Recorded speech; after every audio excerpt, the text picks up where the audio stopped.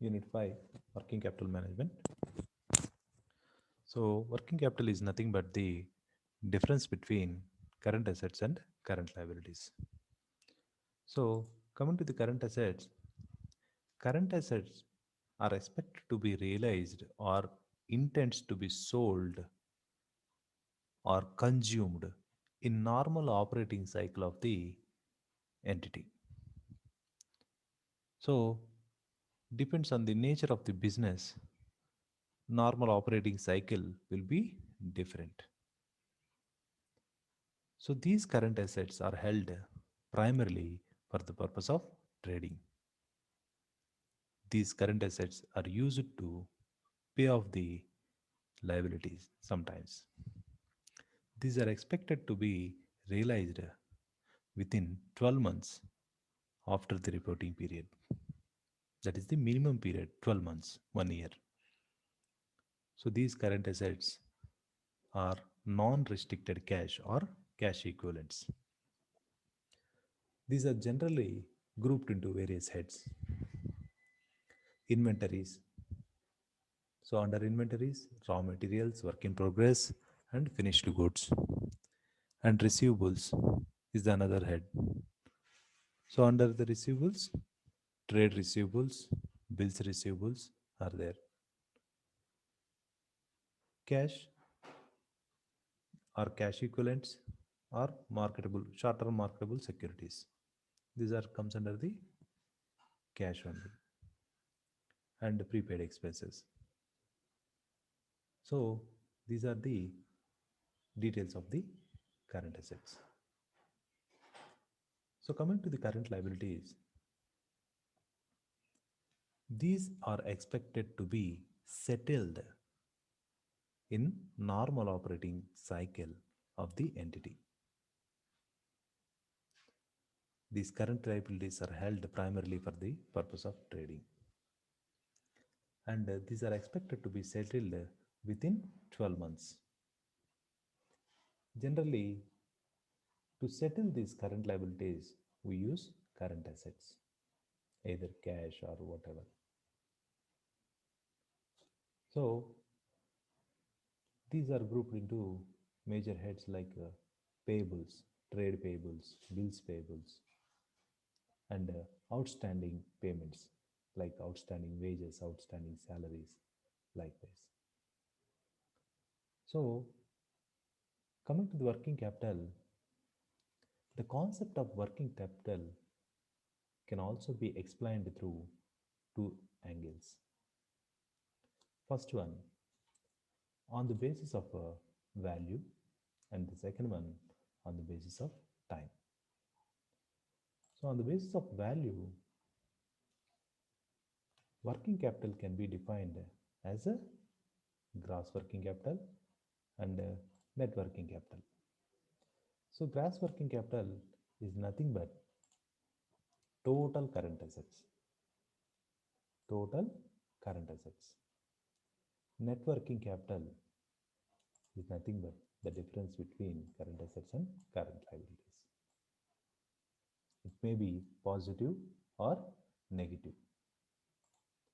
So, a positive working capital indicates the company's ability to pay its short term liabilities, in the sense to dispose of the current liabilities, dispose of the current liabilities, how much ability the company does have. On the other hand, a negative working capital shows inability of an entity to meet its short term liabilities, to meet its current liabilities. So, this is the concept of working capital on the basis of value. From the time point of view, working capital can be divided into two categories. First one, permanent working capital, and temporary working capital. Permanent working capital refers to the base working capital In the sense, this is the minimum working capital required by an entity. So,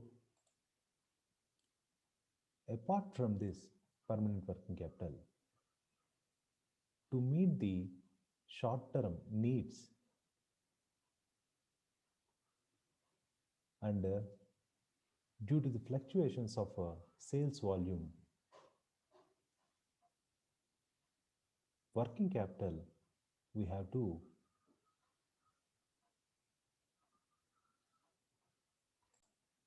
involve in addition to the permanent working capital. It is also called variable working capital.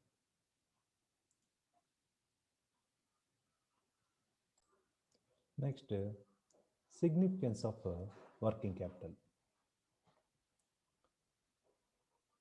So, what is the importance of adequate working capital? Management of working capital is an essential task of the finance manager. He has to ensure that the amount of working capital available is neither too large nor too small for its requirement. In other words, must not it should not be overcapitalized or undercapitalized. So a large amount of working capital would means the company has idle funds. Since funds have cost, the company has to pay huge amount as interest on such funds. So if funds are idle, there is no use of it. So if you are keeping 1 lakh rupees in your pocket without doing anything, it is useless. You have to pay interest on such 1 lakh. If the firm has inadequate working capital, in the sense not sufficient funds, such firms runs the risk of insolvency. It may lead to a situation where the firm may not be able to meet its liabilities. It cannot able to pay their dues. So large amount of funds locked up in working capital is nothing but the overcapitalization. Overcapitalization implies that a company has too large funds for its requirements. So what will be the result?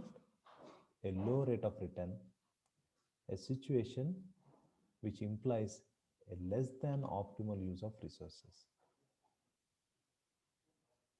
So maintaining adequate working capital is not just important in short term. Sufficient liquidity must be maintained in order to ensure the survival of the firm, even in the long term.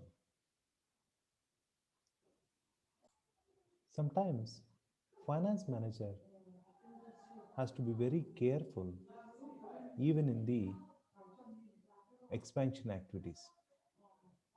Say for example, if company wants to increase the production level, so it needs additional stock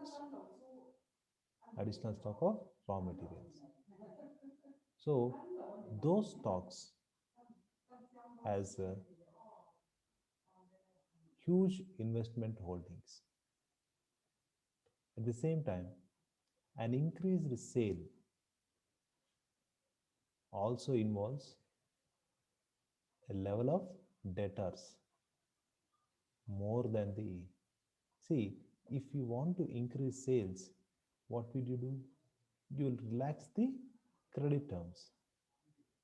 So you are providing credit facility to the debtors. So it is also a risk. So if you have maintained the uh, more than a limit of debtors. So funds are stuck up in those debtors. If you are unable to collect it within a period, then it will also leads to stuck in the operating cycle. So a general increase in the firm scale operations tends to implied tends to imply a need for greater levels of working capital.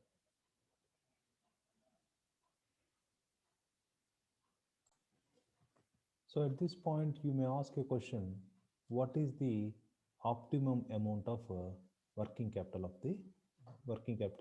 for a firm?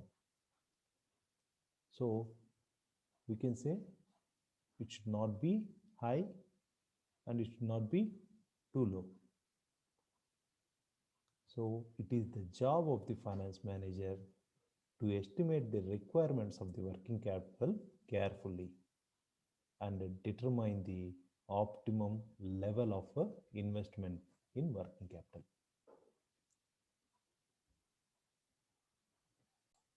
Say, for example, the optimum level of working capital for a manufacturing firm is 2.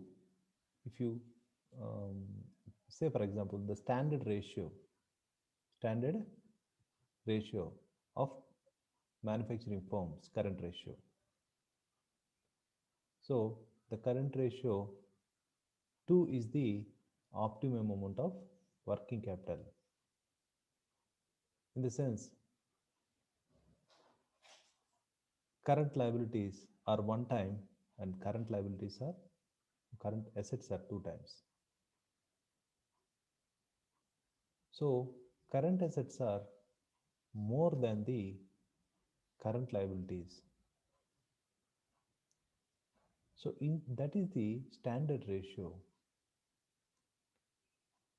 But this is supplemented by the acid test ratio, which should be at least 1. So these are the ratios just suggested. If you maintain 1 as a current ratio, in the sense, one time of current assets is equal to the current liabilities. You can just pay off your liabilities with your current assets. So all the circumstances are not favorable in the business. So in such cases, the acid test ratio or current ratio are not suggestible. It depends on the circumstances of a firm. At the same time, if company has very good collections from debtors